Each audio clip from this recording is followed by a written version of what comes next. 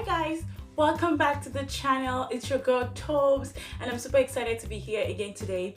Today I'm gonna continue the series we started last week and we're gonna conclude about project initiation. So basically what we're talking about was how to manage your Canada immigration project. It was such a fun video for me to make and it had lots of information. So if you haven't watched it, please go watch it right now. Before we go right into that, I'm gonna ask you how you're dealing with the whole Mr. COVID situation. I hope you guys are taking good care of yourselves. For me, I find that the hardest thing for me to do is to not touch my face. Like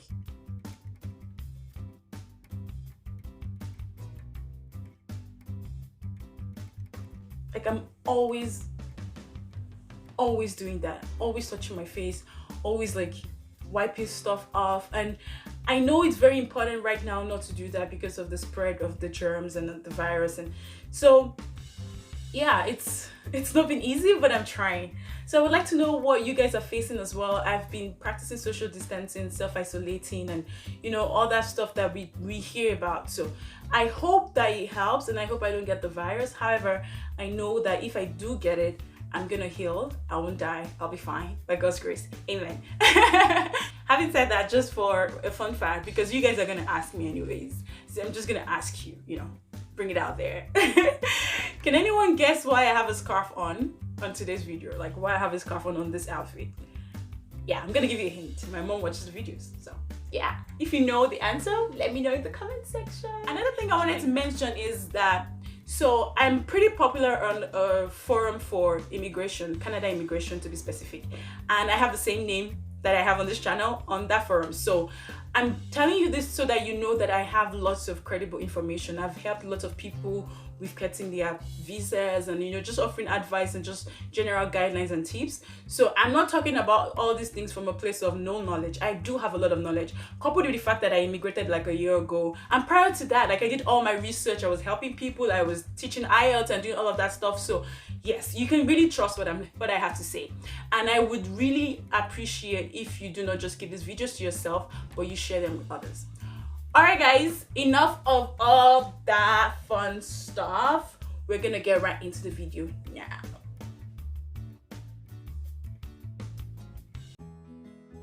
In our previous video, we started talking about the project initiation phase and all the things you needed to have, your project objectives, your project requirements, the scope, and even outlining who your stakeholders are. Today, we're going to be continuing with that. And the first thing we're going to be talking about is the high-level assumptions you're making in this project. Number one assumption is that you're assuming you're going to pass IELTS in one sitting. You're also assuming that your application is going to be accepted and not denied. You're assuming that you're going to get the visa and land in record time. This is especially important in this time of the COVID virus where visas have been temporarily suspended. You're assuming that you would not have this kind of situation and you'll be able to land before your visa expires. You're also assuming that all your project requirements are met. The next thing we're going to be talking about is the project constraints. So there are always constraints to every project, and this project is not any different. And one of the constraints you have is that IELTS lasts only 2 years and your IELTS has to be valid at the time of submitting your application. This is non-negotiable. I've heard of lots of people getting denied because their IELTS had expired a couple days or a couple months before they submitted the application. So go back, check your result, ensure it's valid, and if it's not valid, go rewrite the exam.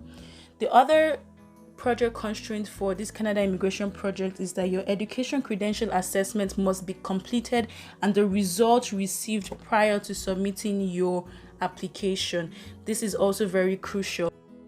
Your result must have been received. You must have seen that your ECA has said you have the master's degree you're claiming to have, or the postgraduate degree, or even the bachelor's degree. This is very important. Again, lots of people have been denied because they took this for granted. The next thing we're going to be talking about is financial requirements. This is pretty interesting because some of the financial requirements vary by region and vary by the number of people in the application. The number one financial requirement is the application fee. This is a must.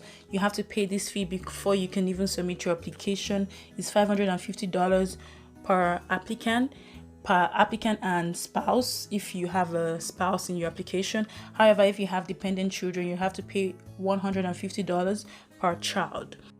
The other necessary financial requirement is the right of permanent residency fee. This is $490. You can pay this upfront or you can pay this at a later date. However, I'd advise that you always pay this upfront because you don't want to have delays to your application because you haven't paid the RPRF fee.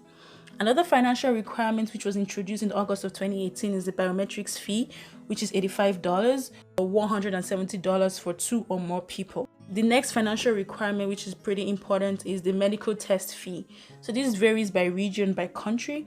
However, I used the $100 here because that's what I paid when I was doing mine. The next thing you're going to have to cough up money for is the police clearance certificate. And this varies by how many countries you've been in for over 6 months. So if you've lived in lots of countries for over 6 months, you studied in a particular country, you visited another country, and you've been in like 5-6 countries for over 6 months, this fee is gonna go up. But if you've only lived in one country, yeah, you just have to pay to the particular country you've been. The next financial requirement is your education credential assessment.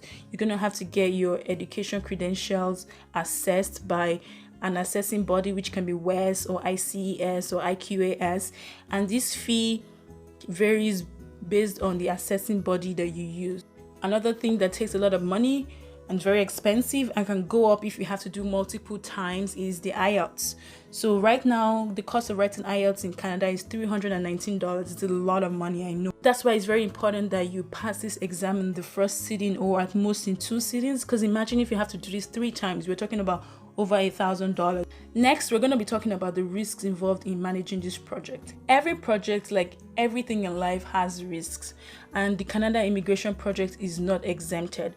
One of the major risks you can face is a rejection, having your application denied, and this can be caused by human error, your consultant making mistakes on your application, or even just writing wrong information.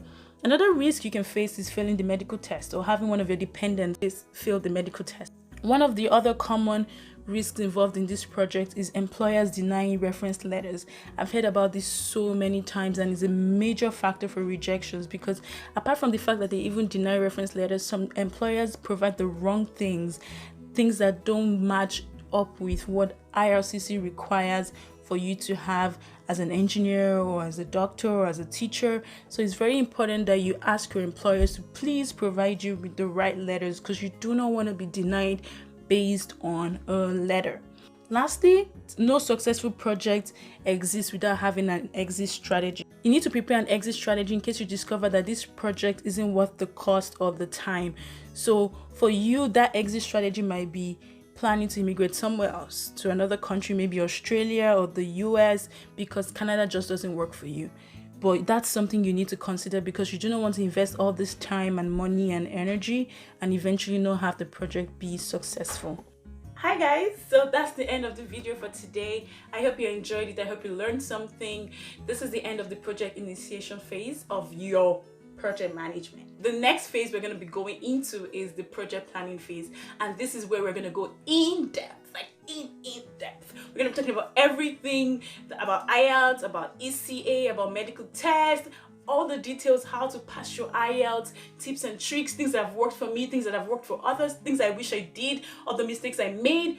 We're going to be going in depth. I'm going to be sharing stories, and it's going to be so much fun. I hope that you're going to continue to watch the videos. Please share these videos with others. Anyone you know that's thinking about moving to Canada, please share this video with them. You don't want them to miss all these tips and tricks. And I'm giving you detail, and I'm making it such a technical presentation so that you can visualize, you can see. I'm not just sharing stories, I'm also giving you practical advice. And these are accurate project management steps, right? So you are also learning how to manage a project, which is great. I mean, people pay a lot of money for these courses, so yay! All right guys, so thank you so much for watching. I hope that you subscribe, I hope that you share. And lastly, I wanted to say that if you actually like this method of presentation, let me know in the comment section. If you think that my story times are better, the way I used to make the videos and just tell stories and talk, let me know. One of my friends called it a talk show. Let me know if you like that method as well.